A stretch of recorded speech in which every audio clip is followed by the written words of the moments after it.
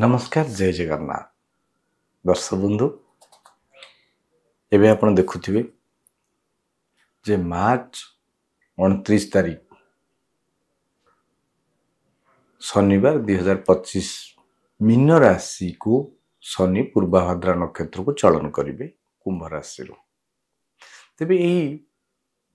Mean राशि को चलन करने द्वारा क्यों राशि को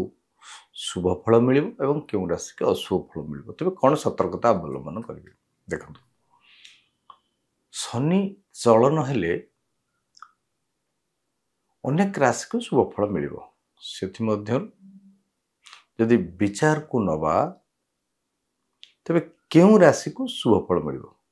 तेबे अत्यंत शुभ फल मिथुन तुला राशि को अत्यंत शुभ फल मिल एवं मकर राशि पाई मध्य अत्यंत शुभ हम अर्थात मिथुन राशि तुला राशि मकर राशि पाई चंद्र मध्य शुभ शनि मध्य शुभ यही तीनिटी राशि पाई शनि चलन रे राजयोग सृष्टि हम एवं नूतन घर जो माने तैयारी करि पार नथिले से मानको पाई सुयोग तैयारी हो चाकरी हो वैवाहिक जीवन हो नूतन कर्म संस्थान हो ये सब क्षेत्र रे सफलता यही तीन राशि को मिल एवं मेष सिंह धनु ये तीन राशि पाई शुभाशुभ फल मिलिबो एतेटा शुभ फल शुभाशुभ अर्थात एतेटा शुभ फल मिलिबो नाही कहीं ना मेष हो कि सिंह हो धनु हो ये तीन जाक राशि पाई ना चंद्र शुभ ना शनि मध्य शुभ तेणु ए मानक पाई शुभ समय नु एवं सिंह राशि रे शनि ओढ़िया रहिबो शनि सप्ताह आरंभ हो एवं शनिंकर आउरी मध्य शुभाशुभ को जदि विचार करिबा तेबे कर्कट कन्या बिच्छा कुंभ मीन राशि पाई मिश्रित शुभ फल लाभ हो जेहेतु शनि होचंती न्यायर देवता लॉ मिनिस्टर तेणु नीति नियम को जदि विच्युत है तेबे शनिकर अशुभ फल भोग करने पड़ी था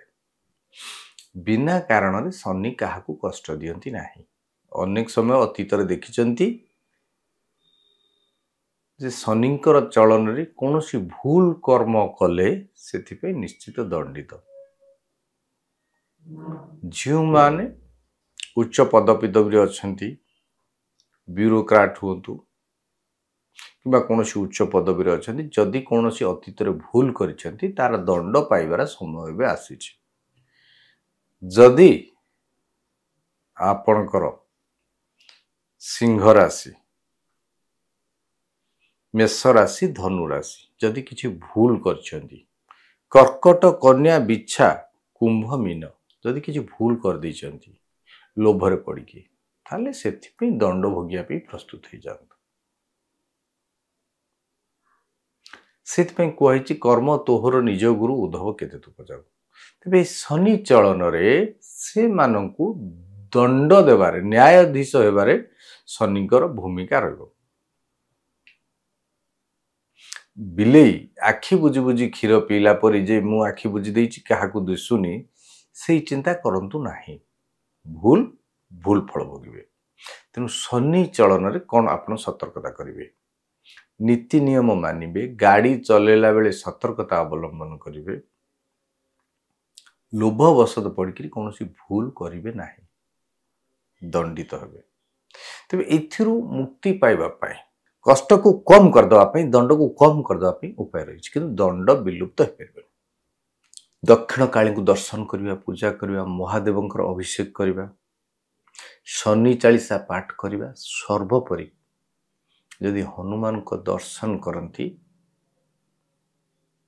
एवं हनुमान चालीसा पाठ करने सहित बजरंग बाण पाठ करती ଏ ଶନିଙ୍କର ମହାଦଶା ଅନ୍ତର୍ଦଶା ପ୍ରତି ଅନ୍ତର୍ଦଶା ଶନି ଅଡେୟା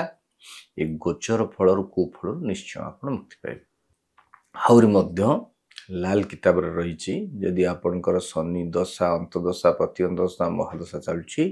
ଶନି ଅଢେୟା ଚାଲୁଛି 7.5 ଚାଲୁଛି ସେହି ଅଶୁଭ ଫଳରୁ ମୁକ୍ତି ପାଇବା ପାଇଁ ଏକ କଳା ଡଭା ଆଣିବ ଯାଉ କାଜଲ ଆଖିରେ ଲଗାଉଛି ସେଇ କଳାକୁ ପୁରା ସର୍ବାଙ୍ଗରେ 7 ଥର ଆଣ୍ଟି କ୍ଲକୱାଇଜ ବୁଲେଇ ଆମ୍ବ ଗଛ ମୂଳେ ଯଦି ପୋତି ଦିଅନ୍ତି 5ଟି ଶନିବାର ପାଳନ କରନ୍ତି। जो 29 तारिख हूँ शनिवार शनिवार चलन हम से शनिवार ठारू 5टी शनिवार पर्यटन करती शनिंकर कौन कुफल भोग करने अर्थात आपड़ जो कौन भूल कम कराया आप विवेक आपन को रोकब आपण आ समस्या पड़े तेणु यही उपाय करंतु शनि चलन रु आपण मुक्ति पांतु शनि कुप्रभाव मुक्ति पांतु शनि को मध्य आपण यदि दर्शन करती शनिवार हनुमान मंदिर रे चामेली तेल हनुमान को अर्पण करती तेबे मध्य आपण मुक्ति पाइजे कहीं ना हनुमान को वरदान करथिले शनि जे जी आपन को चामेली तेल अर्पण करिवो मु तार मोर जो पीड़ा अच्छी कम कर दे बा करिबी नाही जे आपन को नाम उच्चारण करिवो राम नाम उच्चारण करिवो केबे हेले ताकू शनि दशा भोग करिया पे पड़िबो नाही। तेणु आपण माने निष्ठा प्रभाव करंतु एवं घर को केबे अलिया रखंतुनी पश्चिम पाख केबे भी अलिया रखंतुनी शनि सप्ताह चलथिया बेले कलंकी युक्त लुहा भंगा रुजा पदार्थ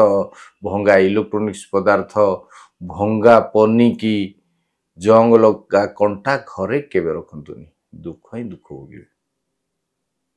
तेणु करंतु ए उपाय रुहंतु खुशी रे। जय जगन्नाथ।